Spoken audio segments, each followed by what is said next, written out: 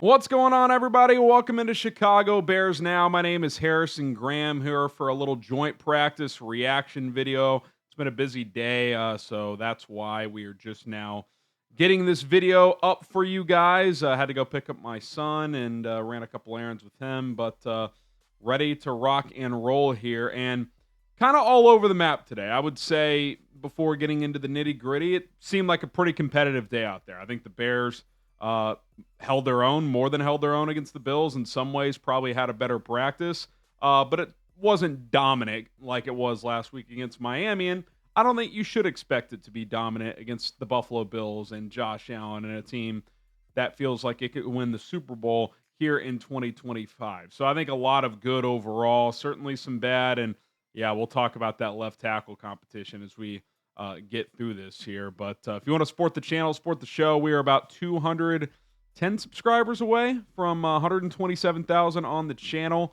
If you want to support us, that's the easiest way to do so. It is free. Daily Bears content here on the channel. Hit that subscribe button. All right, let's start with that left tackle competition, and we'll start with what Ben Johnson said before today's practice when he was asked about it, and he kind of knocked out a couple of different angles in this competition within a couple of different answers. Number one, it is still a competition. And not only is it still a competition, it's a competition because, as Ben Johnson said, no one has taken this job. And he said, we want someone to tell us who the guy is with their play. And that has not happened up to this point. It's been very up and down. His words, not mine. And I think reports from these practices would suggest that's been the case, and that continued today.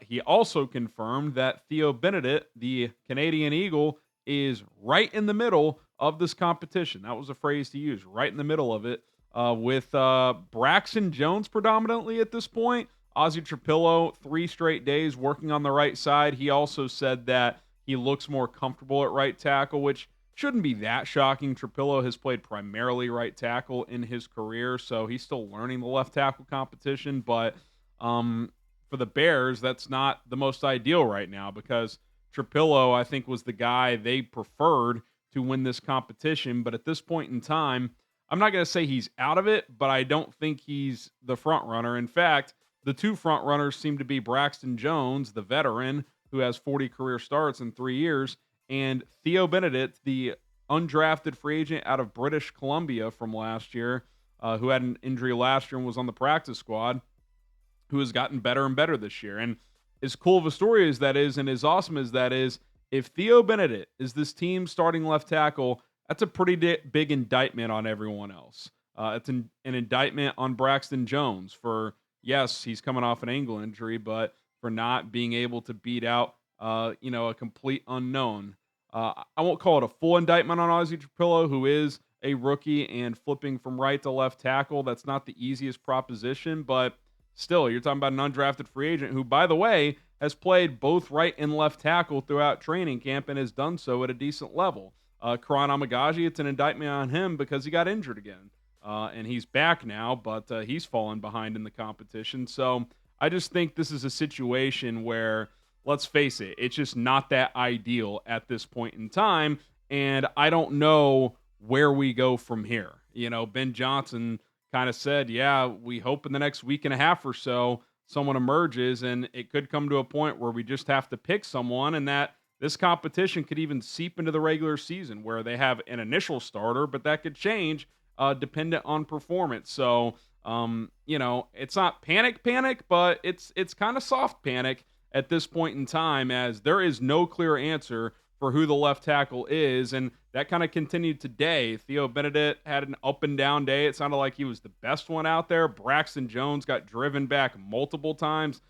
His anchor was already below average before the ankle injury. I think his strength is even less now as he is still working his way back. So I think that's kind of the challenge is, if the worst case scenario was you go with the Braxton Jones we've seen the last 3 years, it's like, okay, you can live with that.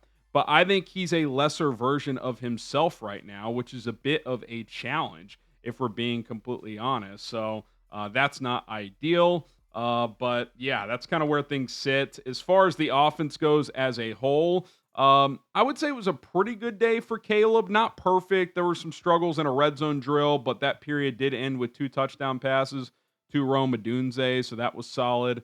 Olamide Zaccheaus had a great day, had a long touchdown once again, just like he did against the Miami Dolphins. Took about a 10-yard slant and just took it to the crib for about a 40-yard touchdown.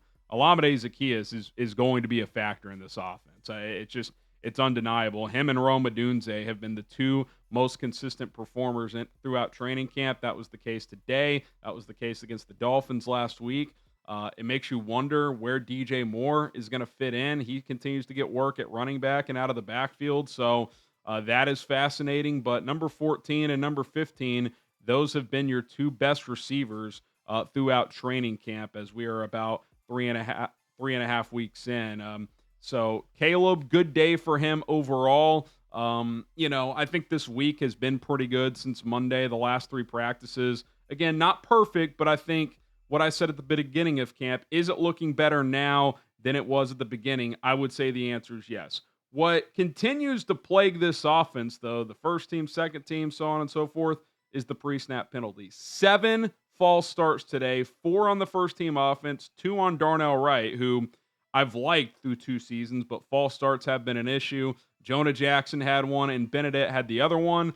2 within the second team offense, and then the third team offense had one as well. And it just makes you wonder, is this an O-line issue? Is this a Caleb issue? Is it a combination? That's probably the answer, but I'm glad they're playing Sunday because they have to start to hash out these procedural issues. And it seemed like it was starting to trend upward, but today it popped up again. So I don't know. That's something that's just got to be better for Caleb Williams in this starting offense at this point in time. But I do think, once the play gets off the ground, it has looked a lot better, which it should because all the installs are in, but it's still a complex offense and they're still making mistakes. So, 3.5 weeks to go until that season opener against the Minnesota Vikings. The clock is certainly ticking. Wanted to briefly discuss this as my son is having a bit of a meltdown in there, so we're going to wrap this up soon so I can go help out.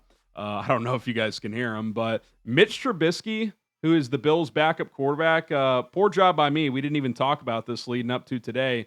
He met with the Bears media today and gave some advice to Caleb Williams, basically saying, look, I had it for 4 years and it was awesome, and I don't regret anything, but he wishes he would have enjoyed it more. He said it was a privilege to be a franchise quarterback in a city like this, so I think some reflection for Mitch this week as he returned to Hallis Hall, and he just gave advice for Caleb to enjoy the process. And he, of all people, knows how tough it is in your first 2 years in the NFL to learn 2 different offenses, having to do what he did. Obviously, the John Fox situation, and then into Matt Nagy in year 2. So he can appreciate that difficulty. So it was cool to see Mitch talk. He seems to be in a good headspace. Obviously, he's a backup at this point in his career, but Caleb Williams trying to change the narrative, trying to be that long-term franchise quarterback that this fan base is starving for, and a little bit of advice from Mitch, who obviously was in the spotlight here for a very, very long time. Some quick notes from the defense, and then we'll sign off.